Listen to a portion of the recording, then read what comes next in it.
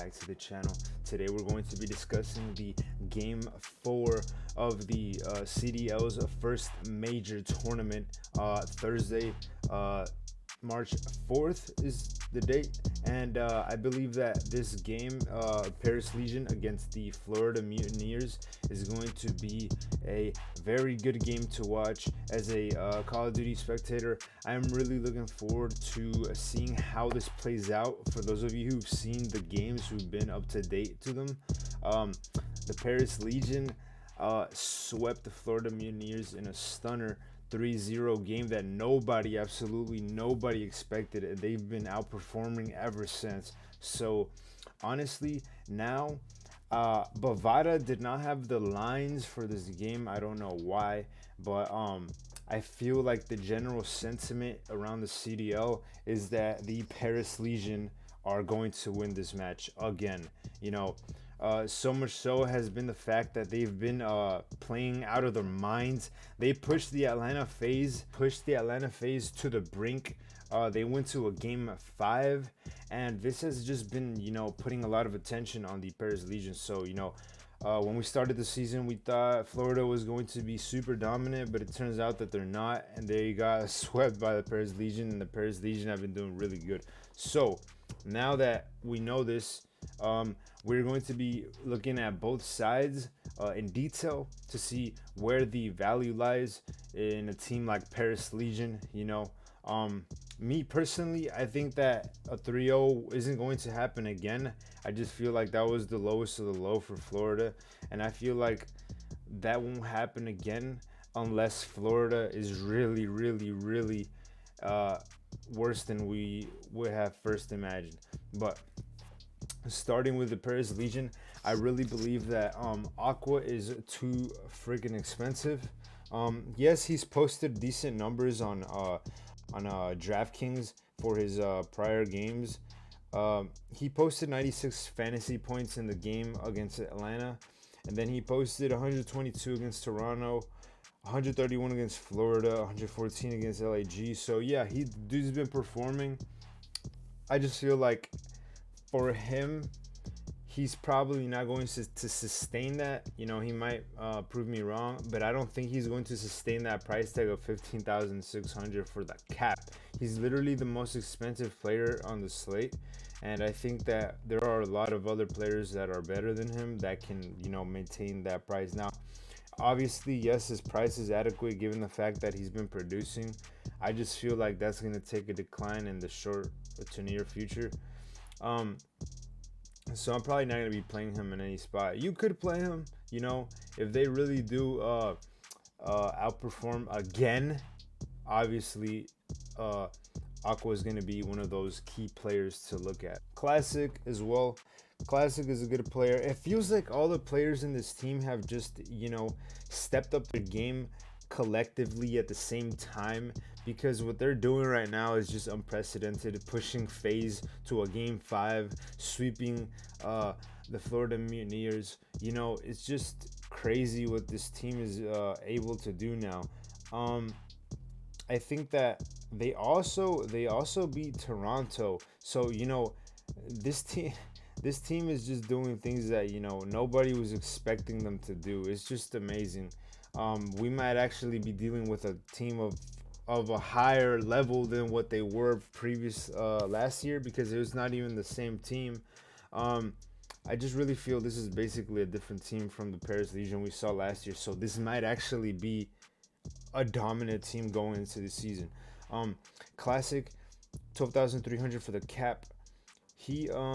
I wouldn't be too comfortable paying that price for him, especially because there are other players at that specific price range and cheaper that have produced more or have a higher ceiling than what he has. His ceiling right now is 119 fantasy points, and that came against Florida in their 3-0 sweep. Ever since then, he posted 115 points against Atlanta FaZe, so that's worth noting. He went negative. He went 70 and 79 in that matchup, but it doesn't matter. I feel like he's a decent play, but I feel like for $200 less, his teammate Scraps is actually a better value, because I feel like Scraps has a bigger upside. he does actually. He posted 135 fantasy points against that same game against Florida. Ever since then, he hasn't posted upwards of 100, but he's consistently made a 90 fantasy points, right on the edge of 100 every game after that. So if you would have to put him in the $12,000 captain spot, he would have returned on that because with the multiplier 1.5 multiplier, he would have he would have made some value. He would have made some contrarian lineups, some unique lineups, and he would have probably made you some money. Um, as for Fire, I believe Fire is still at a good price. Anytime a player like Fire or Tamp or players like that who are overlooked are at the 7,000 range, 7,000, $6,000 range, I really take a look at them because Fire actually posted 100 points as well against FaZe in this game we're seeing right now. He posted 100 fantasy points, and the guy was 6,000. He was $6,000, and he posted 100 points. If you would have put him on your captain spot, you would have most likely made money, unless your lineup was absolute trash. But this guy, he's been returning on his money um, really good. He against Florida, he posted 85 fantasy points. Against LAG, he posted 125. Against Toronto, he threw kind of a dud. He posted 73, but that's fine. As long as he keeps steady, steady producing for his team and just helping them. This is gonna be a really, really good team. Now, this changes everything because typically um, I'd look at Florida on their side and just be like, okay, Florida's a strong team. They got Awakening, Skies, and they got Neptune and Slacked, right? But now that these four players on the Paris Legion side have just exploded, I don't know. Like, if you look at the team prices for Florida Mutineers, it's not just the fact that they got swept by the Paris Legion, because that's not the thing. The thing is that, I mean, Paris Legion is a good team. They beat Toronto and they pushed FaZe to Game 5. So it's not so much about Florida Mutineers being bad, but Paris Legion being good. The Florida Mutineers have actually been doing bad. Like, they haven't been too hot. They lost to FaZe, and then they lost to Chicago, which are obviously the two top teams. They lost those two teams last week for the Super Week, and they also lost to Paris. So Paris being a super strong team, and then them having to play against another two strong teams again, their schedule hasn't been easy. So I really don't know if they have what it takes to beat them, given what we've seen, because this is a completely different team. Our idea of Paris Legion is completely different from last year than what this team is. So for all intents and purposes, this team might just smack them again, 3-0 them again. We might have another phase in our hands or something.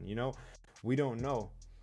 So looking at the Florida Mutineers, I don't think Slacked is going to be in any of my lineups. I just feel like he has not been producing at all, like at all, right? Like, he has not.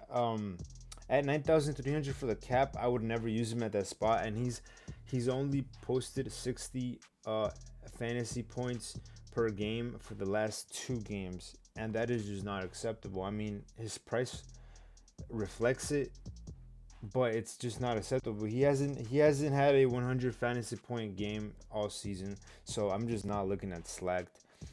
Neptune, I feel like he's a really good rookie. Like, he's really good. He shows some flares of what he's got. Like, I feel like he's a really good player.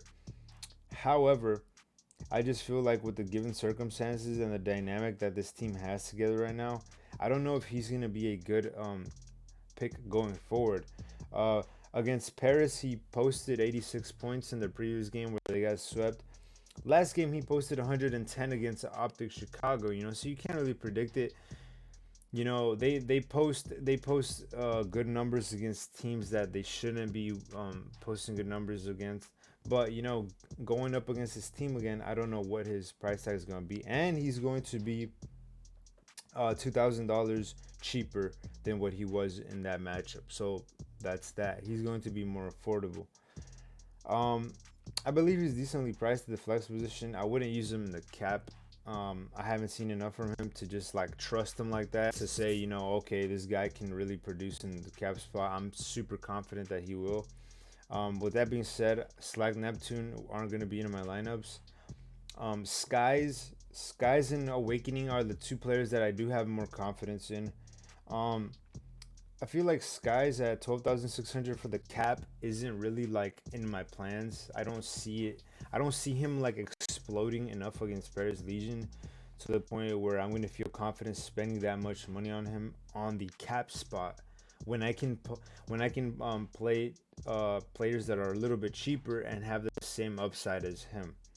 Um, I feel like at that price, he is kind of expensive. At 8,400 for his flex price, although he is decent, I guess. He posted 91 points against the Optic Chicago last game, and then against Atlanta, he posted 117. So he's not too much of bad value. Maybe a little bit expensive. If he was sub 8,000, I would really, really want to play him. But he still has capability of going up. So at 8,500, 8,400, I believe Skies is very playable. And he would be one of the only players I would get from the Florida Mutineers if I had to choose. Awakening, on the other hand, too. This is the funny thing. Awakening has been steadily very expensive, yet he has not posted a 100 point 100 FPS game, fantasy point game since the season started against Toronto. But he's been consistently one of the most expensive players on any given slate. And that is because the illusion that he's going off is given when he goes off and search and destroy, a game mode that doesn't really reward you that much, because you got to remember, in search and destroy you only get a limited amount of kills. Yes, if you get like 10 kills upwards, like Awakening usually does, it's gonna give the appearance like he's going off, therefore giving the aura that he's better than he is. But when they move back to um hardpoint games, I mean, yes, he does great, but he never returns that value on his price completely. You'd have to put him on your cap at 14,400, which has been proven to be too expensive for him, and you would have had to hope that your more valuable, cheaper plays on your flex positions might have helped you pay off that expensive price tag. So, Awakening in this position, I'm not too comfortable with him. He's playable at 9,000. I just don't know if he's playable for me at 14,400. I just feel like if he hasn't posted 100 points, fantasy points per game in none of the games since the first game, a player like Dashi or Envoy or Cammy are going to provide you more points on the cap position if you choose them other than, over Awakening. Now, I don't want to say the first game was a fluke between these players because I don't think it was. So I don't know if this game is going to be a 3-2 or a 3-1. I doubt it's a 3-0 again, but I do feel like Florida has the chance to win. Um, for all intents and purposes, they didn't do bad against FaZe or Optic. They did great. So that match might have been like their lowest point. We might see them rebound at some point, and this team might be the one that they can do it against. However, if I had to choose two players from each team, I'd pick Skies Awakening and Scraps or Fire. Those would be my picks for these teams. And for the team positions, obviously Florida is very cheap, 2,400. So I do want to note that if they do win, that price tag is going to very much help whatever player or whatever person puts that in their lineup, because it is very cheap, and if they get a win, it's going to be good for that lineup because it's very cheap at 2,400. The Paris Legion is actually 3,600. It's more expensive than the Optic Chicago one, which I think is a little bit too expensive. Granted that Florida Mutineers, they still have some capability of winning, and they still have that upside. However, that's how Draftkings feels, and that's fair. So that's what's gonna happen for the game forward of the major tournament weekend for Call of Duty.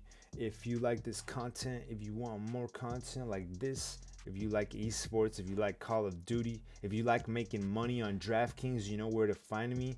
I give out DraftKings advice, you know, like my opinions on the prices and stuff, the discrepancies, the values, you know, how to find valuable players to put in your lineups on DraftKings. That's what I like doing here in this channel.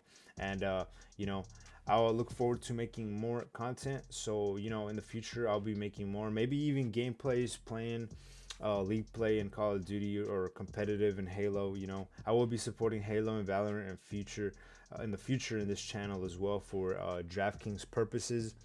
I know Valorant is in FanDuel. It's not in DraftKings yet, but if Halo as well this year, if Halo Infinite comes out and the esport is very popular and it comes out on DraftKings and FanDuel, I will be covering that too. So, you know, if you like esports, you like making money, you like watching esports, you know where to find me. And with that being said, thank you for watching.